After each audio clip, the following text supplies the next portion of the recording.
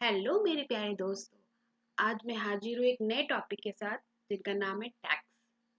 हम सब ने ये वर्ड तो सुना ही होगा।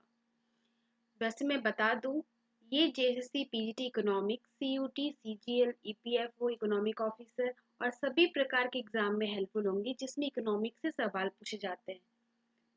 तो अब आगे कंटिन्यू करते हैं कि टैक्स होता क्या है, गवर्नमेंट टैक्स लेती क्यों है, क्या सभी लोग टैक्स देते हैं, अप्रत्यक्ष प्रत्यक्ष कर होता क्या है, ये सब को हम इस टॉपिक में जानेंगे। टैक्स का बहुत सारा पार्ट आने वाला है। मुझे लगता है 5 से 6 पार्ट आएंगे टैक्स के। आज नहीं तो कल तक में ये सारे वीडियो अपलोड कर दिए जाएंगे।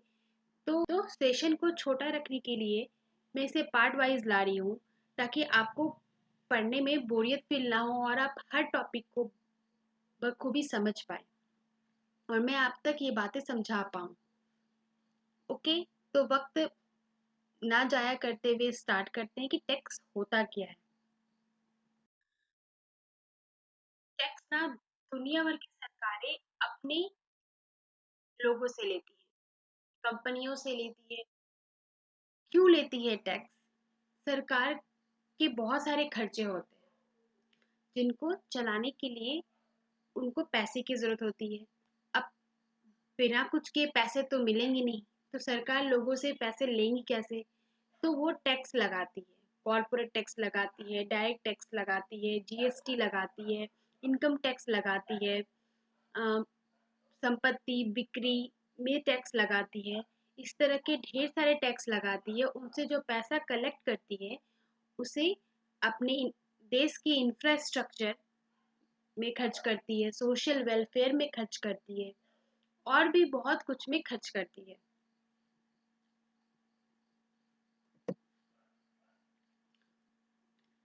टैक्स बहुत ज़रूरी है स्टेट के रेवेन्यू के लिए। ये स्टेट गवर्नमेंट जो टैक्स है ना, वो स्टेट गवर्नमेंट और सेंट्रल गवर्नमेंट ये दोनों लेती है।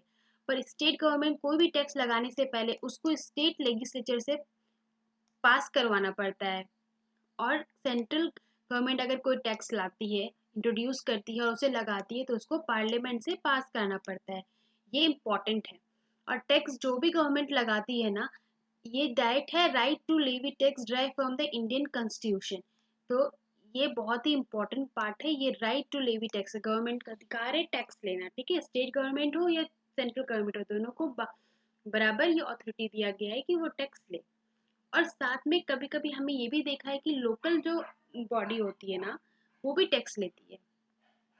लोकल बॉडी से मेरा है मतलब जो नगर पालिका हो गई, जिसमें आप पानी की टैक्स ये सब जमा करते हो, तो वो भी टैक्स लेती है।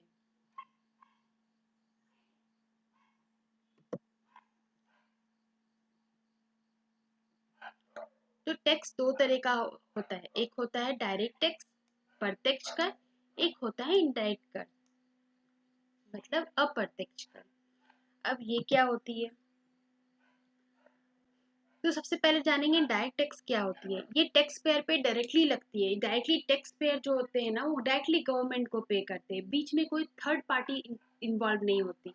इसमें 1 to 1 होता है। अगर एक इंसान जो नौकरी कर रहा है, अगर इस पे इनकम टैक्स लगा हुआ है, डायरेक्ट टैक्स लगा हुआ है, या इसकी कंपनी है, ये कॉर्पोरेट टैक्स अगर दे रहा है तो कंपनी है, या फिर ये इनकम कोई भी गवर्नमेंट जॉब कर रहा है, स्टेट जॉब कर रहा है, तो इस पे क्या लगता है? Direct tax. ये डायरेक्ट गवर्नमेंट से डील करती है टैक्स के लिए। ठीक है, ये डायरेक्ट टैक्स देती है। इसमें कोई बीच में थर्ड पार्टी इन्वॉल्व नहीं होता। ये टैक्स कहाँ पे जमा होता है? Central board of direct taxes में। Central board of direct taxes ये क्या है? ये एक बॉडी है जो सारे डायरेक्ट टैक्स को कलेक्ट करती है। इसी तरह इनडायरेक्ट टैक्स के लिए सीबीआईसी होती है।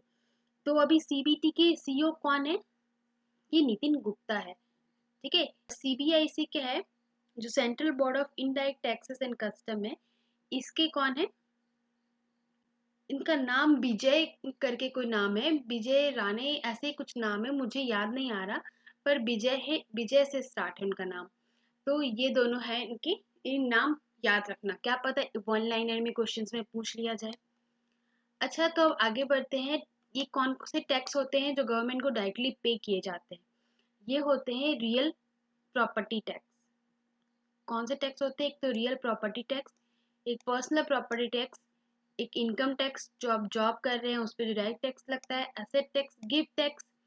ये कौन से टैक्स होते हैं? अगर आप किसी को 50,000 से ज़्यादा का गिफ्ट देते हैं तो उस पर जो टैक्स लगता है 30%, वो जिसको आपने गिफ्ट दिया है ना उस पे लगता है, तो उनको वो पे करना पड़ता है।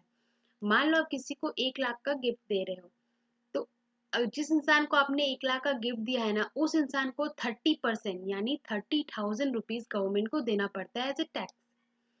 इसीलिए, लेकिन ये बात मैं बता दूं, अगर आप फैमिली फ्रेंड्स को दे रहे हैं, जैसे जो फैमिली को आप शादी वगैरह में गिफ्ट देते हो उसमें कोई टैक्स नहीं लगता। अब आप ये मत बोलना कि अरे उसने तो उसमें इतना सारा गिफ्ट दिया था उस इंसान को तो टैक्स नहीं लगा। हाँ, फैमिली में आप जो टैक्स गिफ्ट देते हो उसमें कोई टैक्स नहीं लगता, वो टैक्स से एग्जम्प्टेड रहता है। साथ में कैपिटल गेन टैक्स, जैसे आप जब भी कैपिटल में शेयर मार्क कैपिटल का कोई भी शेयर वगैरह खरीदते हो उसमें जो मुनाफा होता है आपको, उसमें आपको डायरेक्टली टैक्स देना पड़ता है। गवर्नमेंट का ना ये टू मेजर सोर्स है पैसा कमाने का, एक डायरेक्ट टैक्स और दूसरा है इनडायरेक्ट टैक्सेस। इनडायरेक्ट टैक्सेस में अभी जो जीएसटी आया हुआ है इसे भी मैं डिटेल में बढ़ाऊंगी, पर फिलहाल ये जान लो कि गवर्नमेंट का दो मेन सोर्स ऑफ रेवेन्यू है, एक डायरेक्ट टैक्सेस, एक इनडायरेक्ट टैक्सेस। गवर्नमेंट हमेशा रेवेन्यू इंक्रीज करने के लिए एक डायरेक्ट टैक्स कलेक्शन का टारगेट सेट करती है हर फिजिकल ईयर मतलब क्या हुआ, जो अभी 1 अप्रैल से स्टार्ट हुआ और मार्च के 31 तक रहेगा 2024 से, ये हुआ फिजिकल ईयर 2023 का। ओके, तो नेक्स्ट क्या है? नेक्स्ट है इनडायरेक्ट टैक्स। इनडायरेक्ट टैक्स क्या होता है? ये अप्रत्यक्ष करे, इसमें ना एक मिडिल मैन इन्वॉल्व होता है। जैसे कि मान लीजिए, ड्राइंग थोड़ी खराब है पर मान लो इसमें जो ये मिडिल मैन है ना, ये डायरेक्ट टैक्स गवर्नमेंट को नहीं पे करता, ये एक मिडिल मैन के जरिए गवर्नमेंट तक टैक्स पहुंचाता है। जैसे कि हम जो भी चीज़ घर खरीदते हैं, चाहे वो खाने से लेकर पहनने तक का, या फिर कुछ भी घर में लग्जरी या फ़ोन या कुछ भी आइटम जो हम खरीदते हैं ना, हम डायरेक्ट गवर्नमेंट को टैक्स नहीं पे करते। हम वो शॉप में जाकर 18%, 15%, 5%, 28%, 0% इस तरह से टैक्स लेते हैं। हम जिस तरीके के आइटम खरीदते हैं उस तरह में उस तरह का टैक्स आइटम लगा रहता है, तो उसको हम पे करते हैं। उसको पे करने के बाद ये मिडिल मैन का काम होता है, ये अपना फाइल जब करता है टैक्स का, तब ये अपना सारा टैक्स गवर्नमेंट को फिल करके देता है कि मैंने इस बार इतना सारा बिजनेस किया, उसमें ये टैक्स है। तो इसका काम होता है गवर्नमेंट तक टैक्स पहुंचाना। ओके, अब इसमें किस तरह का टैक्स आता है? सबसे पहले आता है GST, custom duty tax, sales tax, excise duty tax, service tax. अब टैक्सेशन का मेथड क्या है? देखो, 3 तरीके का होता है। एक होता है प्रगतिशील, दूसरा होता है अनुपातिक और तीसरा होता है प्रतिगामी। मतलब एक प्रोपोर्शनल टैक्स, प्रोग्रेसिव टैक्स और रिग्रेसिव टैक्स, ये 3 तरीके का टैक्स होता है। आगे जानते हैं ये क्या होते हैं। ठीक है, तो सबसे पहले हम लोग पढ़ेंगे प्रोग्रेसिव टैक्स। प्रोग्रेसिव टैक्स क्या होता है? ये एक टैक्स है जो कि आपका जिसका जितना ज़्यादा इनकम है उसको उतना ज़्यादा टैक्स पे करना पड़ता है। एक तरह से ये सुनने में सही भी लगता है कि जिसको जितना टैक्स दिया गया है, जिसका जितना इनकम है उसको उतना टैक्स देना पड़ेगा। माने अगर कोई इंसान 10 रुपया कमा रहा है तो उसको कम टैक्स देना पड़ेगा, अगर कोई इंसान 100 रुपया कमा रहा है तो उसको उस हिसाब से ज़्यादा टैक्स देना पड़ेगा। ठीक है, तो इनकम पे डिपेंड करता है, पर ये एक तरीके से अनफेयर होता है क्योंकि जो लोग ज़्यादा कमाते हैं उनको बहुत ज़्यादा परसेंटेज ऑफ टैक्स देना पड़ जाता है। लेकिन ये एक सोशल बैलेंस के लिए दिया गया है ताकि इकोनॉमिक बैलेंस रहे, इन लोगों से ज़्यादा पैसे लेकर इन लोगों तक हेल्प पहुंचाने के लिए, ताकि एक सोसाइटी में एक इक्वलिटी मेंटेन हो सके, इसीलिए गवर्नमेंट ये काम करती है।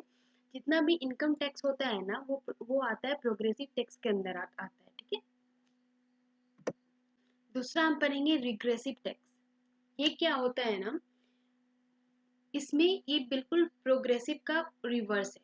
ये रिग्रेसिव टैक्स बिल्कुल प्रोग्रेसिव का उल्टा है। इसमें क्या होता है ना, जो ज़्यादा अमीर है उनसे कम टैक्स लिया जाता है और जो गरीब है उससे ज़्यादा टैक्स लिया जाता है। अब इसको हम एक छोटे से एग्जाम्पल के तौर पे देखेंगे। मान लीजिए ये कोई इसका नाम सुरेश है, ये कोई अमीर बंदा है। एक हो गया पप्पू, मान लो ये एक लेबर है, ठीक है। ये दोनों दुकान में जाते हैं और दुकान में जाने के बाद एक ब्रेड खरीदते हैं, ठीक है। उस ब्रेड में 10 रुपए का ब्रेड है और उसमें 2 रुपए का टैक्स लगा है, ठीक है। तो वो इंसान जो पप्पू है उसको वो क्या कर रहा है, उसका डेली इनकम है 10 रुपया। अब 10 रुपया उसका इनकम है और वो जाकर 10 रुपए का ब्रेड खरीद ले रहा है, जिसमें कि 2 रुपये टैक्स है।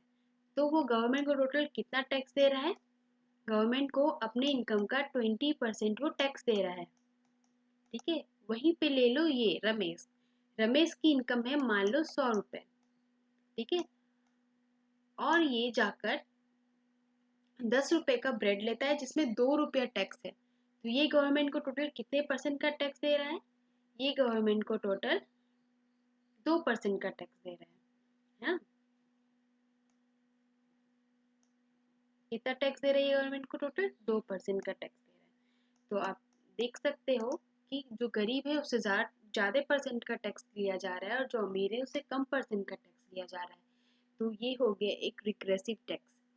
ये हो गया sales tax, property tax, excise tax, tariff, government fees, flat tax, sin tax, ये सारे टैक्स इसमें आते हैं, ठीक है। अब लास्ट में हम लोग पढ़ेंगे प्रपोर्शनल टैक्स। वो क्या होता है, ये ऐसा टैक्स है जिसपे सबको, चाहे वो अमीर हो चाहे गरीब हो, सबको सेम परसेंटेज ऑफ टैक्स देना पड़ता है। जैसे कि अगर किसी का फिक्स है 10%, तो जो गरीब आदमी है वो भी 10% देगा, जो अमीर आदमी है वो भी 10% देगा। मतलब ये इक्वलिटी पे काम करता है, ये कोई भेदभाव नहीं करता कि अरे जो अमीर है उसको ज़्यादा टैक्स देना पड़ेगा या जो गरीब है उसको ज़्यादा टैक्स देना पड़ेगा। ये इक्वल, दोनों को बराबर का टैक्स देना पड़ता है। अब हम इस तीनों को एक एग्जाम्पल के तौर पे देखते हैं टेबल पे। देखो, जैसे अगर 10,000 का इनकम है तो प्रोग्रेसिव टैक्स इसको कितना लग रहा है, 10% का। अगर रिग्रेसिव 30% का लग रहा है, ठीक, ये कम इनकम है। लेकिन प्रोपोर्शनल देखो सबको सेम है, जैसे कि इसमें एग्जांपल आता है जीएसटी। फिर उसी तरह 30,000 का है तो इसमें 20% ऑफ प्रोग्रेसिव टैक्स लग रहा है, जिसमें रिग्रेसिव टैक्स कितना है, इसको देखो, इसको 30% लग रहा था, वहीं पे इसको 20% लग रहा है। अब ये 50,000 है, अब इसको ज़्यादा का टैक्स लगेगा क्योंकि इसका इनकम ज़्यादा हो गया है, तो ये लग रहा है 30%। उसी तरह रिग्रेसिव टैक्स क्या हुआ, क्योंकि अब इनका इनकम ज़्यादा है तो टैक्स कितना लगेगा, उल्टा 10%। तो ये हो गया सेल्स टैक्स, ये हो गया इनकम टैक्स, ठीक है।